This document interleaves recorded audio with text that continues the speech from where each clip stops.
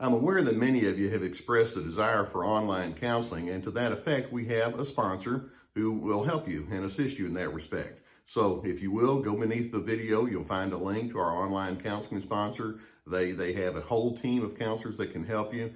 Practice self-care, get the help that you need.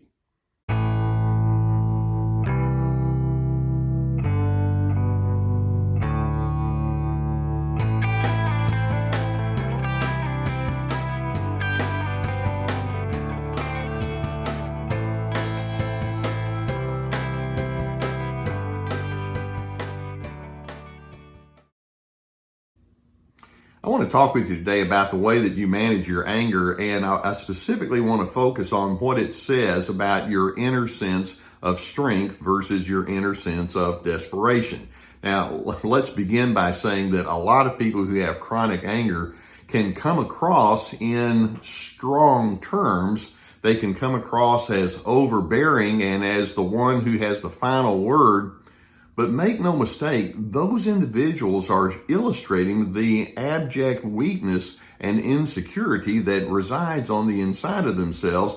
These are desperate people. They want to come across as very self-confident, but they are anything but when they're the kind of people that let anger just run away with them and turn into a very destructive force. Now, let's start with the presumption that anger's not always a wrong emotion to have. There's simply going to be times when people do disappoint and frustrate and they are non-cooperative. And so it can trigger that emotion on the inside of you. I get that. We're all going to have the emotion.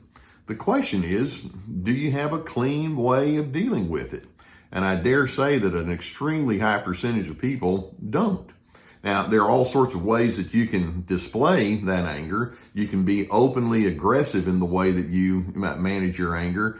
These are the kind of people that are very forceful and domineering and argumentative, and they push their agenda on other individuals. They can have a harshness or a meanness. They can just kind of have this, I don't care what it does to you. I'm just going to let my emotions out. They can be, they can talk over individuals.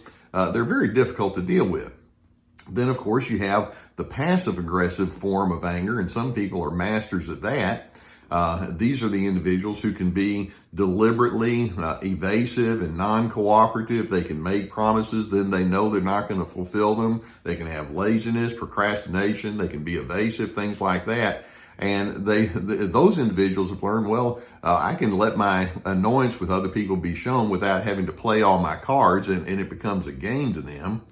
You can have some people that just have what we would refer to as a seething anger. These are the people that just hold on to feelings of contempt, and you just feel it when you're in their presence. They can hold on to grudges. They can be in a chronically foul mood. And then you have some individuals that do a combination of all of that. Those are the people that make relationships very difficult. And I want to underscore, the more you go into those kinds of reactions of anger, the more it says there's something very unsettled on the inside of that person, something that says, I don't really know what to do with life in such a way where I'm going to be a positive contributor. And you're going to see just exactly how dysregulated my thinking actually is. Now, again, let's go back and say that there are legitimate times when you can feel angry. People will disappoint, or they may be illogical, or non-cooperative, or they can be lazy, or they can show a lack of understanding. But then when that harsh or that inappropriate anger consistently comes to the forefront, what that person is more or less implying or communicating is, I don't have enough internal strength to draw upon. I've got to get you people out there to act right so that I can finally be emotionally stable. Now, of course, they may not say it quite that politely. They can curse at you and they can insult you and belittle you along the way.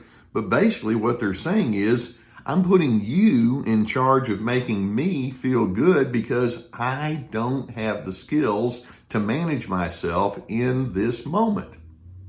It's rather pitiable. Now, and again, most of them won't say that, but that's what their behavior indicates. I mean, for example, let's suppose you're just in traffic And as is common, other people may not be cooperating with your preferred way of doing traffic. And so you're over there behind the wheel, just ticked off as you can possibly be and agitated and annoyed.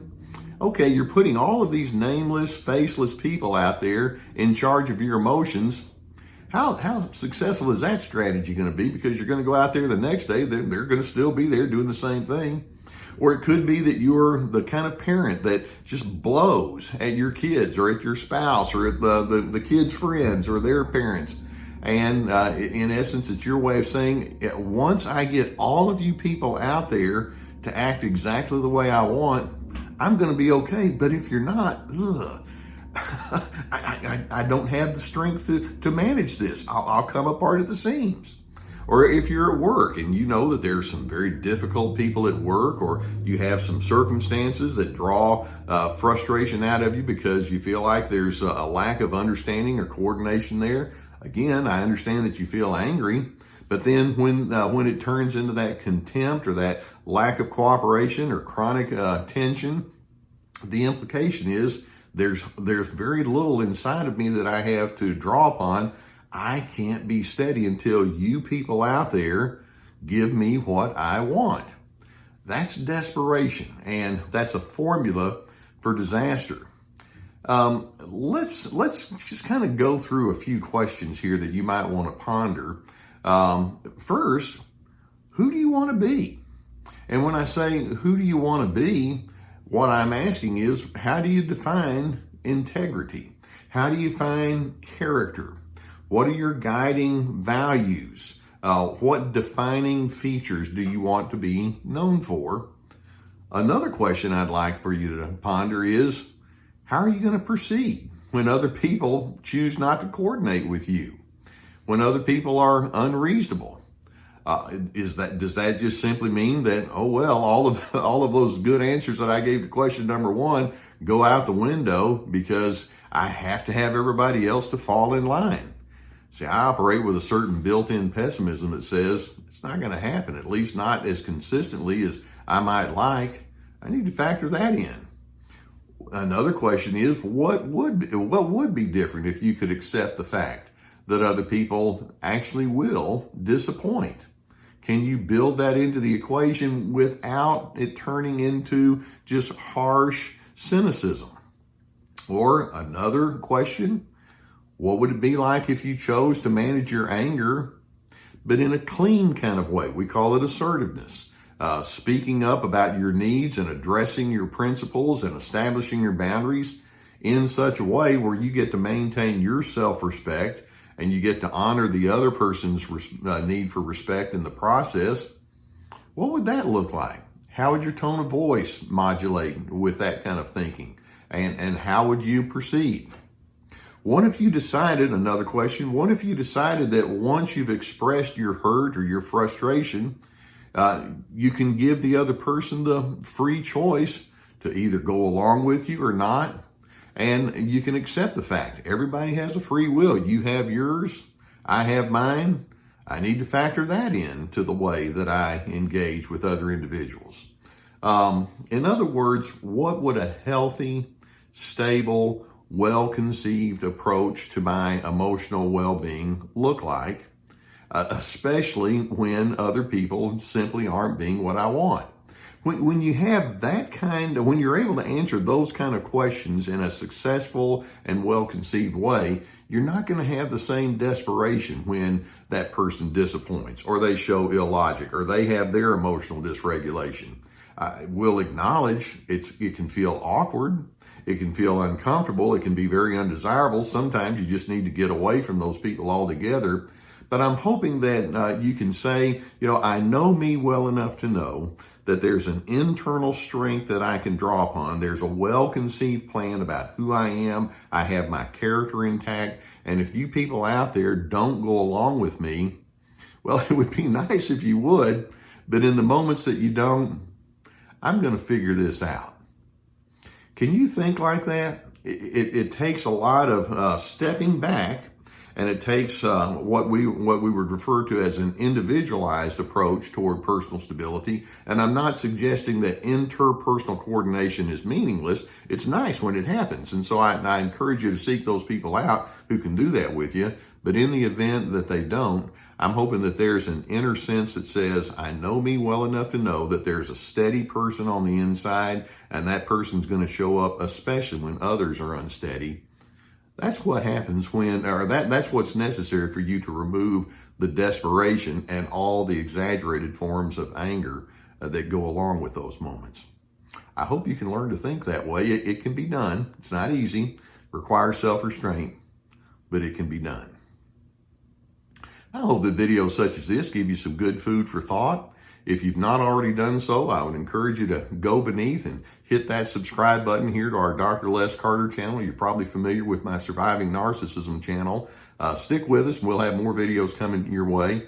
If you have a need for counseling, and this may be something that provokes a thought that says, I could use somebody to help me unpack this. If there's someone in your area, I would encourage you to seek that person out. If not, or if you would prefer differently, we have a link below to an online counseling service. It's one of my sponsors, and they could bring you to a whole host of licensed professional counselors with experience that you could choose from that could help you with that. And if that would be something you desire, then we have a link below for that.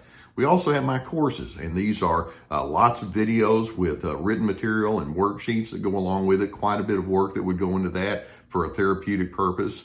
The courses, This Is Me, and the new one, This Is Me is the new one. That's about setting boundaries with the controllers in your life. And the other one is called Free to Be, managing yourself and knowing who you are. And you might find those to be helpful. Got links for those below, along with my books, etc. Okay, you really show what's going on the inside of you when those moments of conflict arise. I'm hoping that there can be that sense that says, I know who I am. Watch me in those moments of difficulty. You're going to see a steady person. I'm over here on Team Healthy. That's what I do.